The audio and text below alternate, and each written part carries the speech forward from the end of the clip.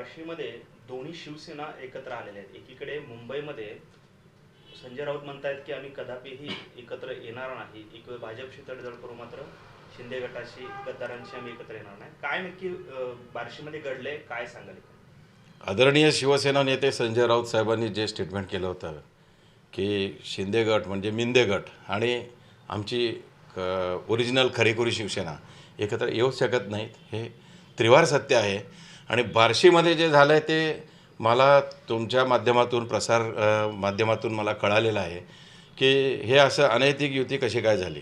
त्याला मी अनैतिकच म्हणतो, कारण या लोकांच्याबरोबर जाणं किंवा त्यांच्यासोबत बसणं बोलणंसुद्धा निषिद्ध असतानासुद्धा अशा पद्धतीचं वातावरण या बार्शी तालुक्यामध्ये झालं आहे। बार्शीच्या लोकल लेवलला काही निर्णय झाला असेल माहीत नाही। तालुका प्रमुख प्रवीण काकडे आहेत तिथे, त्या काकड्यांशी मी बोललो, त्यांनीसुद्धा म्हणाले की मलासुद्धा माहिती नाही आहे कशा पद्धतीने हे झालं आहे। परंतु बार्शी तालुक्यामध्ये पंचायत समिती मला नंतर चौकशी अंती कळालं की शिवसेना उद्धव बाळासाहेब ठाकरे, मिंदे गट आणि अजित पवारांची राष्ट्रवादी अशा पद्धतीनं तिथं निवडणूक लढवण्याचा निर्णय झालेला आहे। आणि आज संध्याकाळी मीटिंगसुद्धा होत आहे अशा पद्धतीचं मला निरोप आल्यामुळं काकडेंच्या मार्फत मी म्हटलं की अशा पद्धतीच्या युतीला शिवसेना उद्धव बाळासाहेब ठाकरे पक्षाचे पक्षप्रमुख उद्धव बाळासाहेब ठाकरे कदापि मान्यता देणार नाहीत। आणि अशा पद्धतीचं जर तुमच्या लोकल लेवलला काही झालेलं असेल तर त्याला त्वरित तुम्ही वरिष्ठांची मान्यता घ्या। आता उद्या आमच्या नूतन जिल्हा संपर्क प्रमुख शिवसेना उपनेत्या सुषमाताई अंधारे सोलापूरला येत आहेत, त्यांची बैठक आहे। त्यांनी अधिकृतपणे तो जो निर्णय आहे तो निर्णय सांगतीलच, परंतु मी एक जिल्हा प्रमुख म्हणून शिवसेनेचा एक शिवसैनिक म्हणून अशा पद्धतीच्या निर्णयाला मी कदापि सहकार्य करणार नाही। परंतु नंतर मला चौकशी अंती असं कळालं की ज्या मालवंडी जिल्हा परिषद गटामध्ये सर्वसाधारण महिलेसाठी काकडेंच्या सौभाग्यवतीला तिकीट दिलेलं गेलं, बी फॉर्म भरलेला आहे शिवसेनेकडनं।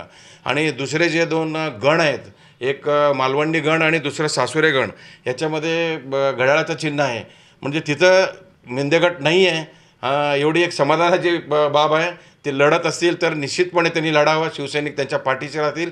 परंतु कोणत्याही परिस्थितीमध्ये ज्यांनी शिवसेना संपवण्याचा प्रयत्न केला अशा लोकांच्या बरोबर जायची शिवसैनिकांची मुळीच भावना नाही, इच्छा नाही, काही नाही। पण क्रियेमध्ये आग्रही आहेत आणि त्यांनीच हे सर्व समेट जो आहे तो घडवून आणलेला आहे।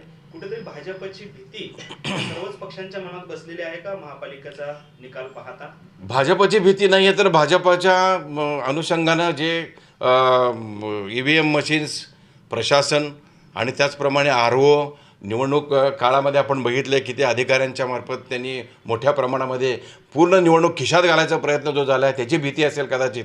परंतु सोपल साहेब एक वरिष्ठ नेते आहेत, मोठे जुने जाणते शिवसेनेचे आमदार आहेत, त्याच्यामुळं त्यांनी काय निर्णय घेतला, कशासाठी घेतला ते त्यांनाच विचारावं लागेल।